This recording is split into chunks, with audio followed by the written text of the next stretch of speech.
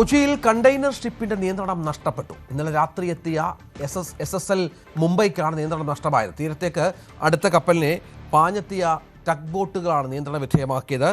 വൻ അപകടമാണ് ഒഴിവായത്. നവമി ദിനേശ് വിവരങ്ങൾ പങ്കുവെക്കും. നവമി, ഇതൊരു അപ്രതീക്ഷിതമായ ഒരു അപകടമാണ് എന്ന് വേണം കരുതാൻ. എന്താണ് സംഭവിച്ചത് യഥാർത്ഥത്തിൽ?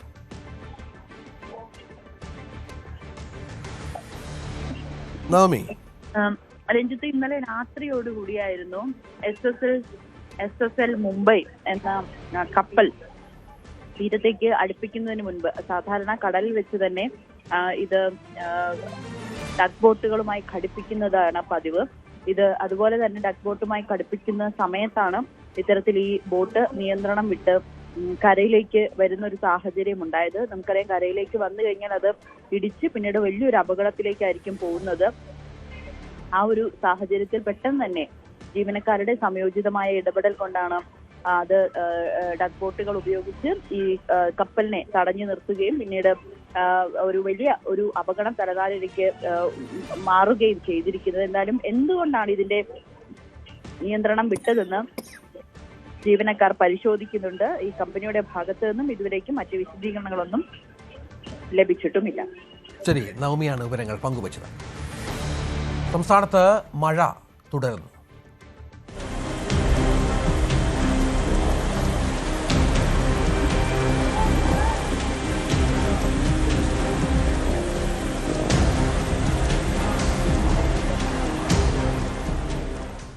സംസ്ഥാനത്ത് മഴക്കെടുതിയിൽ ആകെ 10 മരണം, 8 പേരെ കാണാനില്ല, 13 പേർക്ക് പരിക്കേറ്റ് ചികിത്സയിലാണ്.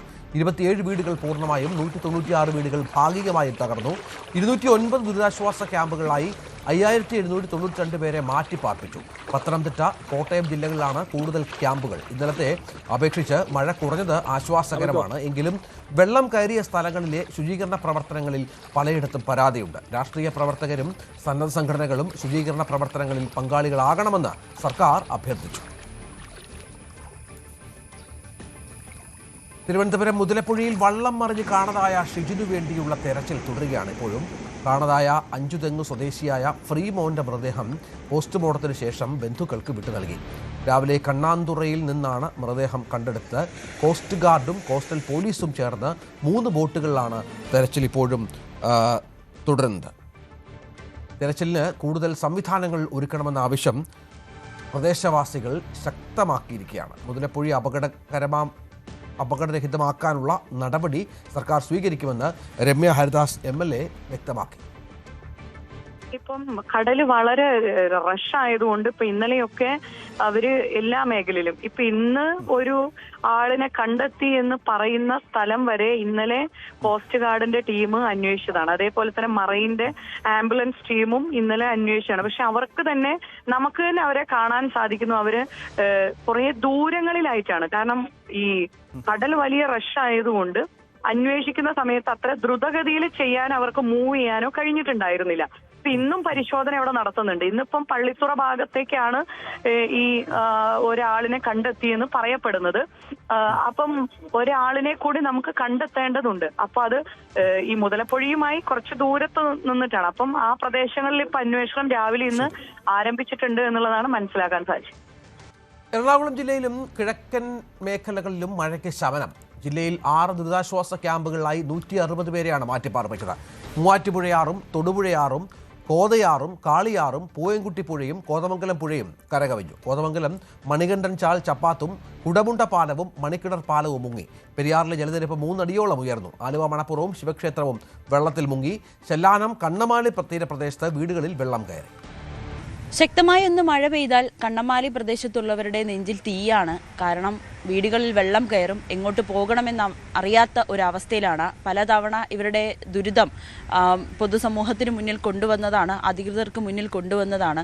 ടെട്രാപോഡ് നിർമ്മാണമൊക്കെ പകുതി വഴിയിൽ കിടക്കുകയാണ്. ഇപ്പോഴത് പൂർത്തിയാകും, അല്ലെങ്കിൽ അടുത്ത മഴയ്ക്ക് മുൻപ് അത് പൂർത്തിയാകും. ഇനിയെങ്കിലും സ്വന്തം വീട്ടിൽ സുരക്ഷിതമായി കിടന്നുറങ്ങാമെന്ന ഇവരുടെ ഓരോ പ്രതീക്ഷയും അത് നശിച്ചുകൊണ്ടിരിക്കുകയാണ്. കാരണം അതിലൊരു നടപടിയും ഉണ്ടായില്ല. ഇന്നലെയും പതിവ് പോലെ തന്നെ വീടുകളിൽ വെള്ളം കയറി.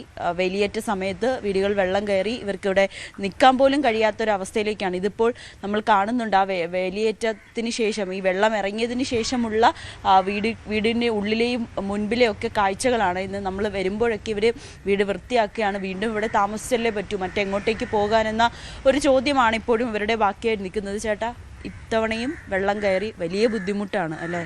അതെ, ഭയങ്കരമായിട്ട് ബുദ്ധിമുട്ടാണ്. പ്രതീക്ഷിക്കാത്ത ഒരു കയറ്റമാണ് കയറിയത്.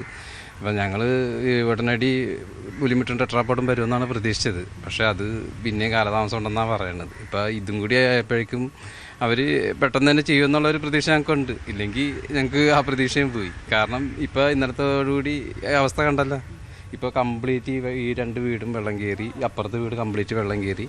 ഇവിടുന്ന് വെള്ളം പോകാനായിട്ട് വേറെ വഴിയില്ല. അവിടേക്കെല്ലാം മതിൽ കെട്ടി വെച്ചേക്കണേണ്. പിന്നെ ഏറെക്കാലത്തിന് ശേഷം ഇക്കുറി മഴക്കാലത്ത് എറണാകുളം KSRTC ബസ് സ്റ്റാൻഡിൽ വെള്ളം കയറിയില്ല.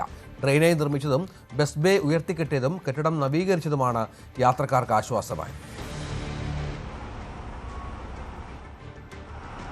മഴ കുറഞ്ഞെങ്കിലും എറണാകുളം ജില്ലയുടെ പല ഭാഗങ്ങളിലും കെടുതികൾ തുടരുകയാണ്. നദികളിൽ ജലനിരപ്പ് അതേപടി തുടരുകയാണ്. ഇടുക്കി ജില്ലയിൽ ശക്തി കുറഞ്ഞ മഴ തുടർച്ചയായി പെയ്യുകയാണ്. പെരിയാർ, ചിന്നാർ, മുതിരപ്പുഴയാർ ഉൾപ്പെടെ നദികളിൽ നീരൊഴുക്ക് ശക്തിപ്പെട്ടു. വൈദ്യുതി തടസ്സം ഭാഗികമായി പുനഃസ്ഥാപിച്ചിട്ടുണ്ട്. ജില്ലയിൽ 8 ദുരിതാശ്വാസ ക്യാമ്പുകൾ തുറന്നു. 28 കുട്ടികൾ ഉൾപ്പെടെ ആകെ 132 പേർ ക്യാമ്പുകളിലുണ്ട്. തുടർച്ചയായ ദുരിതപ്പെയ്ത്തിൽ പ്രളയഭീതിയിലാണ് ആലപ്പുഴ ജില്ല. കിഴക്കൻ മലയോര മേഖലകളിൽ പെയ്ത കനത്ത മഴയെ തുടർന്ന് പമ്പ, അച്ചൻകോവിൽ, മണിമലയാറുകളിൽ ജലനിരപ്പ് ക്രമാതീതമായി ഉയർന്നതോടെ അപ്പർ കുട്ടനാടും തീരദേശ മേഖലകളും കടുത്ത വെള്ളപ്പൊക്ക ഭീഷണിയിലുമാണ്. താഴ്ന്ന പ്രദേശങ്ങളിലെ നിരവധി വീടുകളിൽ വെള്ളം കയറിയതിനെ തുടർന്ന് ജില്ലയിൽ ദുരിതാശ്വാസ ക്യാമ്പുകൾ തുറന്നു. അമ്പലപ്പുഴയിൽ 6 വീടുകൾ ഭാഗികമായി തകർന്നു.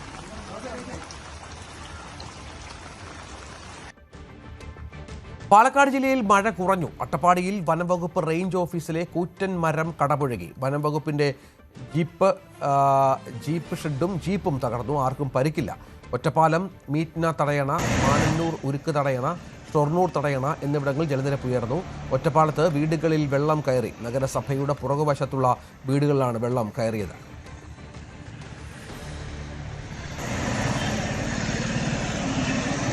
ശക്തമായ മഴയിൽ ഭാരതപ്പുഴയിൽ ജലനിരപ്പ് ഉയർന്നു. നിലവിൽ പട്ടാമ്പി, തൃത്താല ഭാഗങ്ങളിൽ ഇരുകര മുട്ടിയാണ് പുഴ ഒഴുകുന്നത്.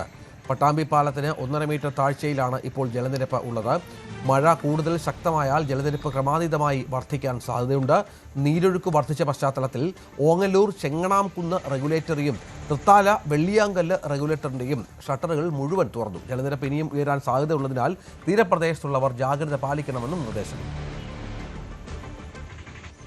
പൊന്നാനിയിൽ കടലാക്രമണത്തിൽ 2 വീടുകൾ തകർന്നു. ചാലിയാറിലും കടലുണ്ടിപ്പുഴയിലും ജലനിരപ്പ് ഉയരുന്നതിനാൽ പ്രദേശവാസികൾക്ക് ജാഗ്രതാ നിർദ്ദേശം നൽകി. ഏറനാട്, കൊണ്ടോട്ടി, നിലമ്പൂർ താലൂക്കുകളിൽ 7 ദുരിതാശ്വാസ ക്യാമ്പുകളിലായി 39 കുടുംബങ്ങളുണ്ട്. കടലുണ്ടിപ്പുഴയിലെ ബക്കിക്കയം റെഗുലേറ്ററിൽ ജലനിരപ്പ് വാർണിംഗ് ലെവൽ കഴിഞ്ഞതിനാൽ വേങ്ങര, തെന്നല, ഒഴൂർ, ഊരകം, പറപ്പൂർ, എടരിക്കോട്, കണ്ണമംഗലം, AR നഗർ, ഒതുക്കുങ്ങൽ, പെരുമുണ്ണക്ലാരി, തിരുരങ്ങാടി, കോട്ടയ്ക്കൽ മുനിസിപ്പാലിറ്റികൾ എന്നിവിടങ്ങളിൽ ജാഗ്രതാ നിർദ്ദേശമുണ്ട്. കടലുണ്ടിപ്പുഴയുടെ കൈവഴിയായ ചെറുപുഴ പല ഭാഗങ്ങളിലും കരകവിഞ്ഞതിനാൽ അങ്ങാടിപ്പുറം, പുഴക്കാട്ടരി, മക്കരപ്പറമ്പ്, കുറുവ, കൂട്ടിലങ്ങാടി എന്നീ പഞ്ചായത്തുകളും ജാഗ്രതയിലാണ്. മലപ്പുറം മക്കരപ്പറമ്പിൽ കാർ വെള്ളത്തിലേക്ക് മറിഞ്ഞു. മക്കരപ്പറമ്പ് കുറുവ പാടത്ത് വെച്ചാണ് കാർ ഒഴുക്കിൽപ്പെട്ടത്. വാഹനമോടിച്ച ചാപ്പനങ്ങാടി സ്വദേശി കാറിൽ നിന്ന് ചാടി രക്ഷപ്പെടുകയായിരുന്നു. മലപ്പുറം ജില്ലയിൽ മഴയ്ക്ക് ശമനമുണ്ട്. അതേസമയം പലയിടത്തും വെള്ളക്കെട്ട് തുടരുകയാണ്. കനത്ത മഴ തുടരുന്നതിനിടെ മലപ്പുറത്ത് ചാലിയാർ നദിയിലെ ജലനിരപ്പ് ഉയരുന്നു. ജില്ലയിലെ വിവിധ ഭാഗങ്ങളിൽ മഴ തുടരുന്നതിനാൽ നദിയിലേക്കുള്ള നീരൊഴുക്ക് കുറഞ്ഞിട്ടുണ്ട്. കൂടുതൽ വാർത്തകൾക്ക് News 18 Keralam YouTube channel subscribe ചെയ്യുക.